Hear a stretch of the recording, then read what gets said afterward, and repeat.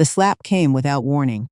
One moment, Nadia was standing in her mother's kitchen, holding a mug of tea she hadn't even had a chance to drink. The next, her father's hand had connected with the side of her face so hard, she stumbled backward into the counter. The mug shattered on the floor. Tea spread across the linoleum like something spilled at a crime scene. She was 26 years old. She had a university degree, a job, and an apartment of her own in Halifax, and her father had just hit her like she was nothing. Because she'd told him she wasn't going to marry a man she barely knew. Nadia pressed her fingers to her cheek. The skin burned. Her ears were ringing.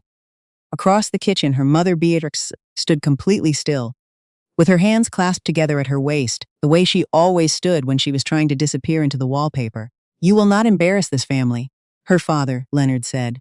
His voice had gone very quiet, which was somehow worse than the shouting. "The Coreys are coming on Sunday. You will be there, you will be polite, and you will agree." Nadia looked at him for a long moment. She looked at her mother, who would not meet her eyes. Then she picked up her bag from the chair, walked to the front door, and left. She drove back to Halifax, with her hands gripping the wheel, so tightly her knuckles ached. She kept telling herself she was fine. She kept telling herself this wasn't going to change anything. She was wrong about that. Nadia had grown up in a small town called Milford's Landing on Cape Breton Island. The kind of place where everyone knew which family you came from before they knew your name. Her father, Leonard, was a respected man. He sat on the town council. He helped organize the community fundraisers. At church on Sundays, people shook his hand and smiled and said what a good man he was. At home, Leonard had opinions about everything: what Nadia wore, what she studied, who she spent time with. When she announced she was moving to Halifax for work after finishing her degree in nursing, he didn't speak to her for 3 weeks. When she finally called to say she'd arrived safely, he answered the phone by saying, "You've made your choice. Don't come crying to me when it falls apart." It didn't fall apart. She loved her work. She had colleagues who became friends, a small apartment that was hers, a life that felt genuinely her own for the first time. But Leonard never stopped waiting for the moment he could pull her back. The Corey family were old family friends. Their son, Ramsey, was 32, recently divorced, and according to Leonard, a very successful man with excellent prospects. The fact that Nadia had never had a real conversation with Ramsey in her life didn't seem to factor into the plan at all. "You're not getting younger," Leonard told her the first time he raised it. "And men like Ramsey don't come along twice." "I don't want a man like Ramsey," Nadia said. "I want to choose for myself." That was the beginning of the argument that ended with the slap. She drove home. She iced her cheek. She sat on her couch in the dark for a long time. Then, because she was Nadia and she had spent her whole life learning to get up and keep moving, she went to bed and showed up at work the next morning. She thought that would be the end of it. She was wrong about that too. 2 weeks after the incident in the kitchen, her mother called. "Your father has apologized," Beatrix said. In the careful voice she used when she was relaying a message, she didn't entirely believe herself. "He says he was upset. He says he wants you to come home for the weekend." "He hit me, Mom." "I know." A pause. "He knows that. He feels terrible." He didn't feel terrible enough to call himself. Nadia noticed that. She noticed the way her mother softened the edges of everything Leonard did, sanded down all the sharp corners until it looked, from a certain angle, like something you could forgive. "Will the Coreys be there?" Nadia asked. A longer pause this time. "Your father thought it might be a good opportunity." "I'm not coming." She hung up. Her hands were shaking. She made herself a cup of tea and stood at her kitchen window watching the street below, the ordinary Friday evening traffic of a city going about its business. Her phone rang again. She didn't answer. It rang 3 more times that evening. The last call was from her younger brother Theo, which she picked up because Theo was 17 and had nothing to do with any of this. "Dad is pretty angry," Theo said. He sounded cautious, like he was walking across ice he wasn't sure would hold. "I know. Are you okay?" She loved him for asking. "I'm fine. Don't worry about me. Do your homework, Nadia. I mean it. This isn't your problem. Take care of yourself." After she hung up, she stared at the wall for a while. Then she did something she hadn't done in years. She cried. Not the careful, controlled kind, but the ugly, exhausting kind that left her wrung out and somehow steadier on the other side. She was not going to marry Ramsey Corey, but she also hadn't counted on what Leonard would do next. The call came on a Tuesday morning, while Nadia was finishing a night shift. Her unit manager pulled her aside with an expression that told her something was wrong before she'd said a single word. "There's been a complaint filed," she said carefully. "I want you to know we take these seriously, but I also want to hear your side." Nadia stared at her. "A complaint about what?" It took another 20 minutes of careful, awful conversation for the full picture to emerge. Someone, it wasn't clear who, the complaint was anonymous, had contacted the hospital's human resources department with concerns about Nadia's conduct, accusations of unprofessional behavior with a patient's family, inappropriate remarks. An incident that had allegedly taken place 3 weeks ago on a night when Nadia had in fact been working. The accusations were false. She knew that. Her manager seemed to believe her, but the process had to be followed regardless, which meant a formal review, which meant Nadia was placed on administrative leave while the investigation was completed. She walked to her car in the early morning light and sat there for 10 minutes before she could make herself start the engine. She didn't know for certain that Leonard was behind it. She couldn't prove it. But she knew her father was a man who made phone calls when he wanted something to happen. And she knew he had connections she didn't fully understand, and she knew the timing was not a coincidence. When she called home, her mother answered. "Did Dad make a complaint to my hospital?" Nadia asked. "Nadia, Mom, did he?" Beatrix was quiet for a moment. "He only wanted to talk some sense into you." Nadia closed her eyes. "He wanted to force me home. He's worried about you. He thinks you're making a mistake. He filed a false complaint against me at my job." Her voice was very steady. She was proud of how steady her voice was. "That's not worry, that's control." She hung up. This time she didn't cry. She drove home. She made coffee. She sat at her kitchen table and thought about what to do next. The investigation took 3 weeks.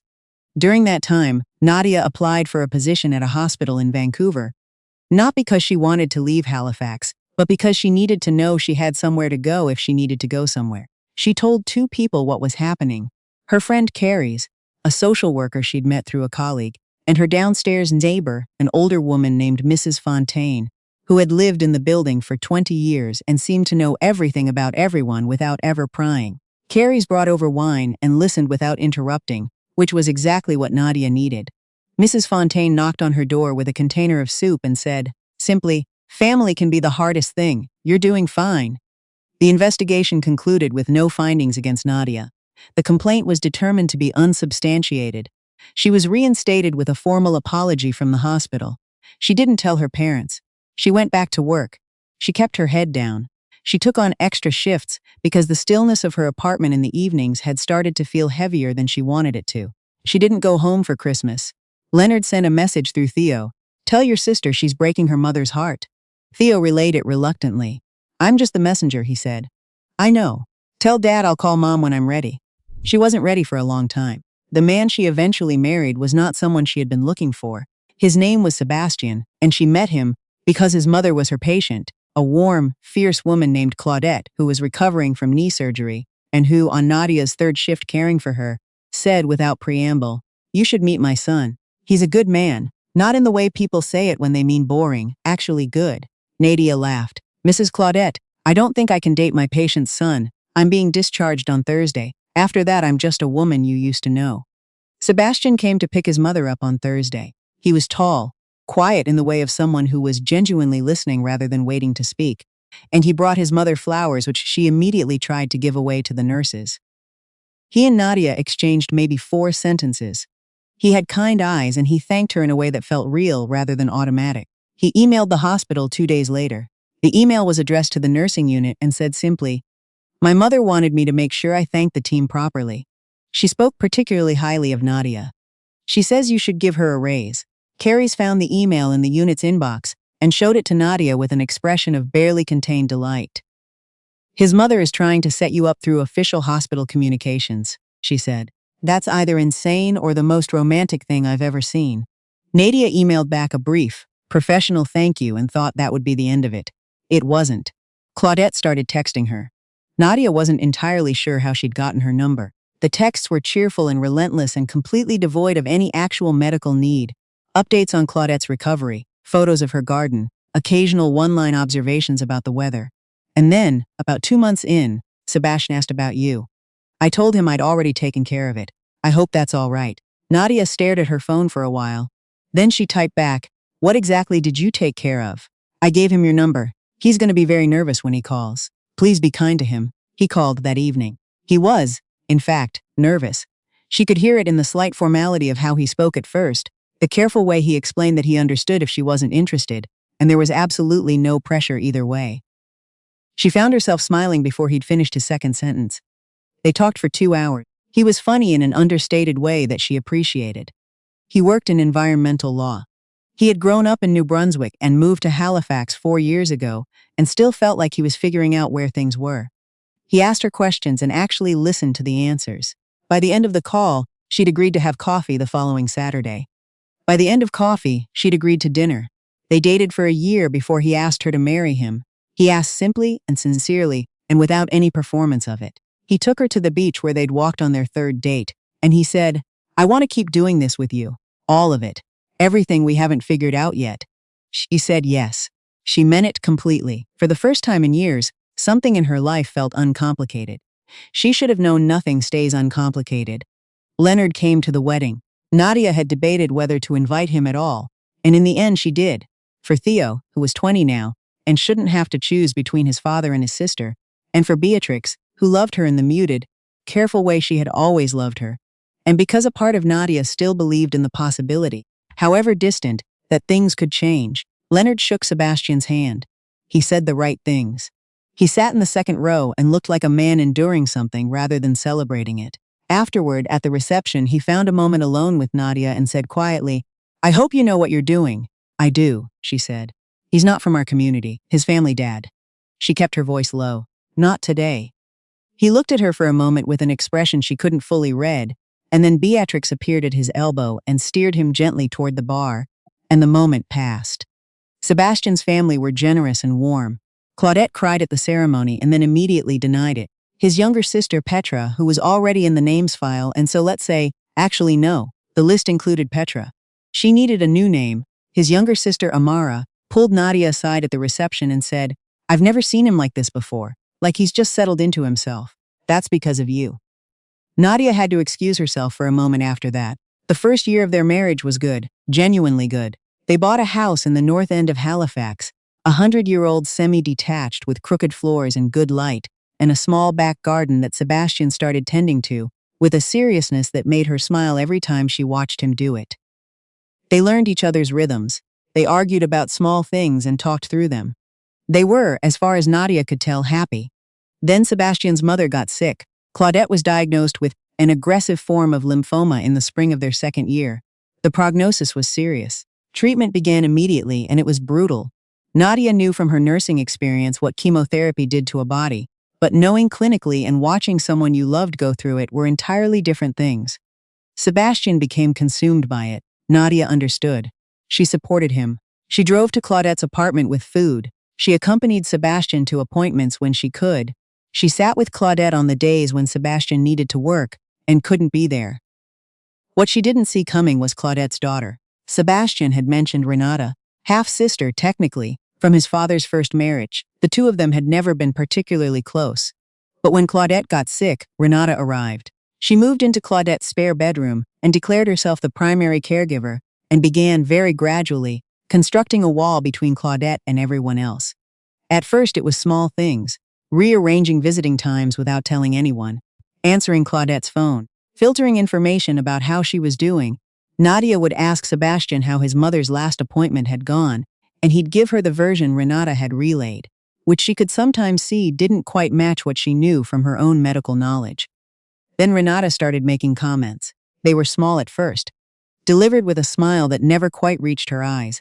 Claudette finds it overwhelming when there are too many people around. And then, she mentioned she needs more rest, maybe shorter visits for a while.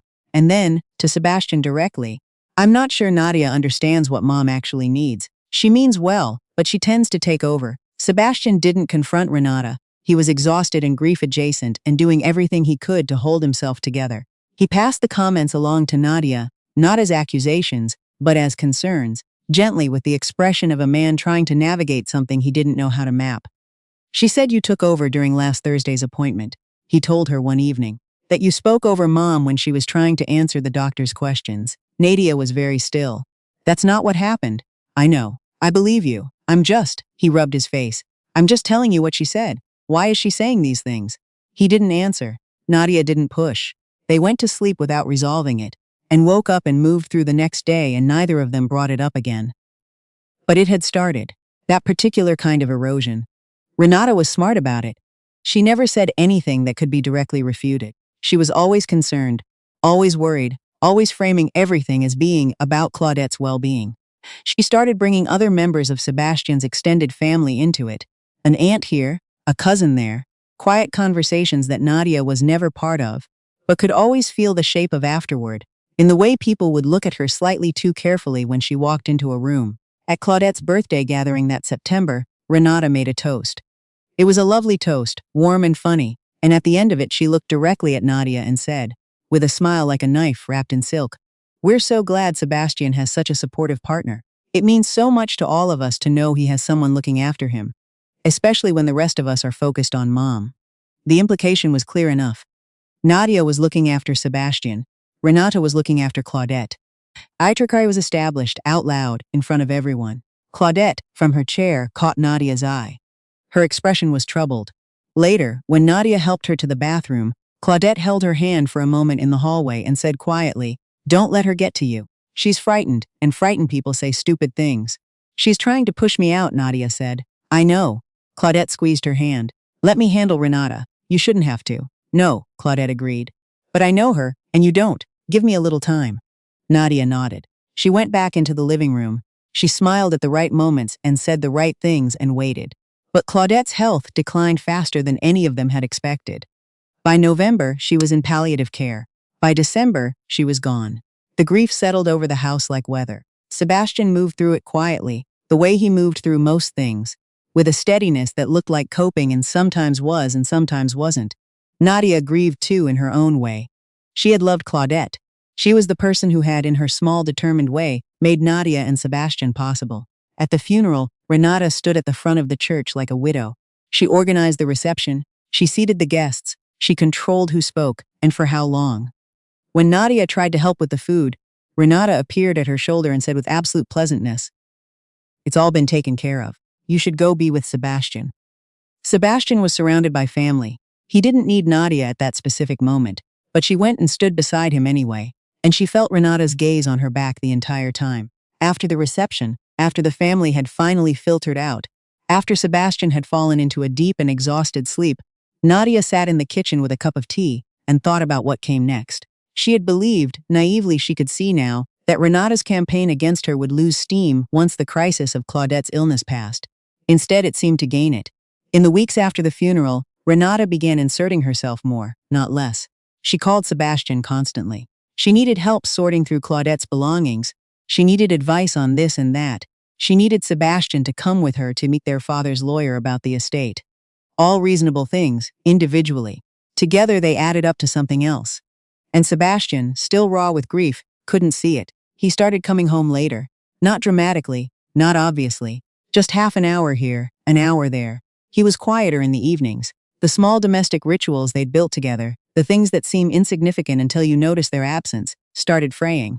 Nadia tried to talk to him about it. He listened. He agreed. Nothing changed. She tried again. He got defensive. "I'm allowed to grieve," he said. "I'm allowed to spend time with my family." "That's not what I'm asking," she said. "Then what are you asking?" She didn't know how to say it in a way that wouldn't sound like an accusation. She didn't know how to explain that she wasn't threatened by his grief. She was frightened by what was slowly filling the space around it. The thing about Renata was that she was very careful. She never put anything in writing. She never made direct accusations. Everything was always deniable, always surrounded by the soft language of concern. So when Nadia came home from a double shift one Thursday night, to find Renata sitting at her kitchen table with Sebastian, going through boxes of Claudette's photographs, she didn't say anything. She said hello. She said she was tired. She said she was going to take a shower and go to bed. She lay awake in the dark for a long time, listening to their voices drift up through the ceiling. This became the pattern. Nadia working long shifts, coming home to find Renata there or freshly gone, Sebastian distracted and slightly guilty looking, the house feeling subtly rearranged in ways she couldn't entirely identify. Her friend Carrie's came for dinner one evening when Sebastian was out, and Nadia found herself saying things she hadn't planned to say. "I feel like I'm disappearing," she said. "In my own house. I feel like she's slowly replacing me and I don't know how to make him see it." Carrie's was quiet for a moment. "What does Sebastian say when you tell him how you feel?" "He says I'm imagining it. He says I'm jealous." She paused. "He said I'm jealous of his sister." Carrie's looked at her steadily. "What do you think?" I think she is deliberately dismantling our marriage and he is too blinded by grief to see it happening. That might be true, Carrie said. Or you might be right, and he might also need more time to see it. Both things can be true. Nadia thought about that for a long time after Carrie's left. She thought about her father, and the slap in the kitchen, and how she had walked out the door. She thought about how different that situation had felt. The clarity of it, the clean bright line of someone who had simply gone too far. This was different. This was slower and murkier and harder to name. There was no line she could point to. There was only the accumulating weight of small things. She decided she would try one more time. She made dinner. She lit candles. She told Sebastian she needed him to really listen, not to solve anything, just to listen. And he did listen. He listened for a long time. His face went through several expressions she watched carefully. When she was finished, he was quiet for a moment. Then he said, "I don't think Renata is doing any of this deliberately." Nadia said nothing. "I think you're under a lot of pressure," he continued. "I think you've been working incredibly hard and you're exhausted and I haven't been giving you enough." He stopped. "Tried again. I know I've been distracted. That's on me. But Renata is all I have left of my mom right now. I can't." His voice cracked slightly. "I can't ask her to step back. Not right now. I'm not asking you to. What are you asking? I'm asking you to see what she's doing. I'm not asking you to cut her off. I'm asking you to not let her cut me out." He reached across the table and took her hand. "I'll talk to her." She believed him. She wanted to believe him. He talked to Renata. Nadia didn't know what was said. But Renata arrived at the house the following weekend with a bottle of wine and an expression of warm, generous reconciliation. And over the next few weeks, things were marginally better. And then, gradually, they weren't. The evening she found out what Renata had actually been doing, Nadia was at the hospital. A patient, a woman in her 50s, in for a routine procedure, mentioned, in the casual way people sometimes say things when they're nervous, that she had a friend who worked at this hospital, a nurse named Nadia. Wasn't that funny, small world? "I don't think I know your friend," Nadia said carefully. "Oh, she was on leave for a while. Something happened. I don't know all the details. Something about a complaint. I think she was investigated." The woman shook her head. "It all worked out, apparently, but it must have been awful. You nurses go through so much." Nadia changed the subject smoothly. She finished the shift. She drove home. In the parking garage, she sat in her car and understood. Renata worked in HR. Not at this hospital, but in the same health authority network. The initial complaint, years ago, the one Leonard had filed, the one that had put her on administrative leave. Nadia had always assumed her father had done it through his own connections. She'd never looked more closely at the mechanism. She called a colleague she trusted, asked a carefully worded question about how anonymous complaints were processed across the health authority network and what information would have been necessary to route a complaint to the right unit. The answer told her everything. Her father had not filed that complaint. Or rather, he might have made a call, but someone had done the actual work of it. Someone who knew the system. Someone who, even then, before the marriage, before Claudette's illness, before any of it, had been paying attention. Renata had known about Nadia before Sebastian had. She'd been watching. Nadia didn't go home that night. She drove to Carrie's apartment and sat on Carrie's couch and laid out everything she knew, slowly, in the right order, watching it all connect for the first time. "She's been doing this for years," she said. "She let my father think he was in control and she used him. She used his dislike of me to try to destroy my career before Sebastian and I had even gotten serious." She paused. "She must have known Sebastian was interested in me. Claudette must have mentioned it." "Can you prove it?" Carrie's asked. "Some of it. Maybe. I know someone in records management who might be able to pull the routing history on the original complaint." "Nadia." Carrie's looked at her carefully. "What are you going to do with this?" She thought about it for a long moment. What she wanted to do and what she should do were slightly different things, and she was too tired and too angry to fully trust herself right now. "I'm going to go home," she said finally. "I'm going to tell Sebastian everything, and I'm going to see what he does with it." Sebastian listened. He was very still throughout. He asked 2 or 3 questions, quiet and precise. When she was done, he sat with it for a long time without speaking. "She tried to cost you your job," he said finally. "Yes. Before we were even engaged. Yes." He was quiet again. Then, "I need to call her, Sebastian. I'm not going to shout at her." He looked at Nadia steadily. "I'm going to ask her directly, and I'll know if she's lying." He went into the other room. Nadia could hear the murmur of his voice, but not the words. The call lasted about 15 minutes. When he came back, his face had changed. He looked older somehow. Not in a bad way, but in the way of someone who has just understood something they hadn't let themselves understand before. She didn't deny it, he said. What did she say? She said she was protecting the family. A pause. She said she thought you were wrong for me. She said she made one phone call and she wasn't going to apologize for it. Nadia waited. She has 2 weeks to find another place to stay, Sebastian said. And she's not welcome here until she apologizes to you directly. Not to me, to you. It wasn't everything she might have wanted, but it was enough. She crossed the room and he held her for a long time, and she could feel the particular quality of his exhaustion, the grief and the guilt, and the effort of finally seeing something clearly. I should have listened better, he said into her hair. I should have told you more, she said back. I was so careful about not seeming jealous. I know. He pulled back slightly to look at her. I know you were. Renata did not apologize for a long time. She found somewhere else to stay. She and Sebastian had tense, infrequent contact for months. His extended family took sides in ways that were uncomfortable, and mostly Nadia thought, based on incomplete information. Nadia let it work itself out. She had spent enough years trying to manage other people's narratives about her. Instead, she focused on what she had. The crooked floors and the good light. The small back garden where Sebastian was trying to grow tomatoes with mixed results. Her work, which she was good at and which she loved. Carrie's and Mrs. Fontaine and the small, real network of people who had shown up for her without being asked. Her mother started calling more regularly. Without Leonard on the line, Beatrix was different, warmer, more present, more herself. She asked questions about Nadia's life and listened to the answers. She mentioned once that she'd seen a counselor and that it was helping. Nadia didn't ask what they talked about. She didn't need to. Theo came to stay for a weekend that spring, tall, easy, and full of opinions about things Nadia had never thought to have opinions about. Sebastian liked him immediately. They stayed up too late talking while Nadia fell asleep on the couch and woke up to find someone had put a blanket over her. Leonard called once. It was a Wednesday evening, unexpected. He didn't say much. He asked how she was. He said Beatrix had suggested he call. There was a pause that felt large and complicated, and full of things neither of them knew how to say, yet. I'm well, Dad, Nadia said. I hope you are too. Another pause. I heard you've done well for yourself. I have.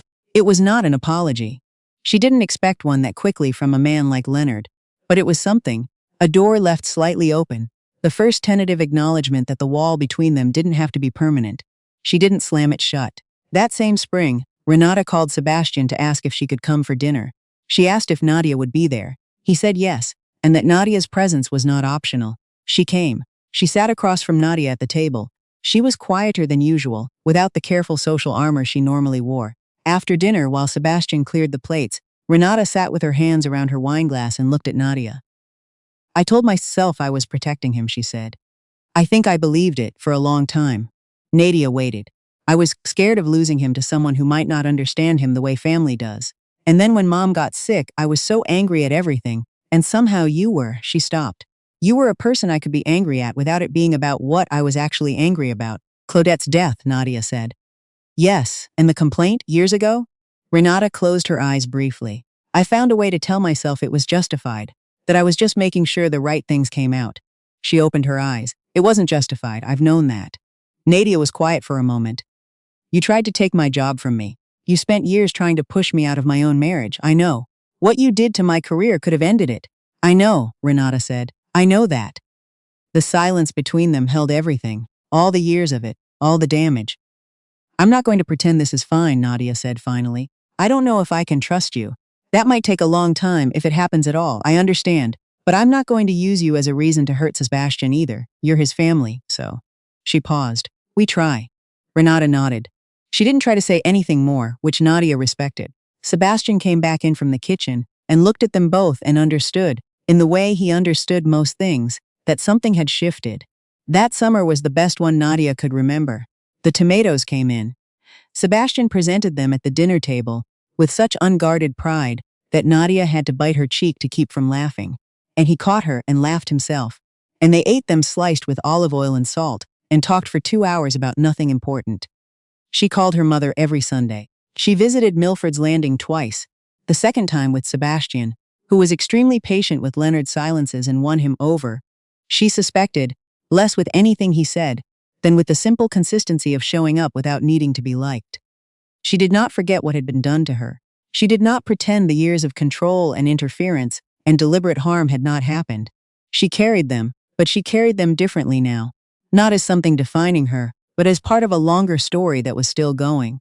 She was 33. She was a good nurse and a good wife, and a daughter still figuring out how to hold her father's failures alongside his love for her. Because both were real, and neither canceled the other out. In the evenings, when the light came through the kitchen window and lay in long rectangles on the crooked floor, she would think sometimes about the girl who had driven back to Halifax with shaking hands and a burning cheek, who had told herself she was fine and not quite believed it. She had been right to leave. She would have been right to leave and never look back. But she had also been right, eventually, to look back. Not to return, not to accept what had been offered, but to choose on her own terms, what to carry forward and what to put down. That was the difference between the life someone else builds around you and the life you build yourself. She understood that now, bone deep, in a way that didn't need explaining to anyone.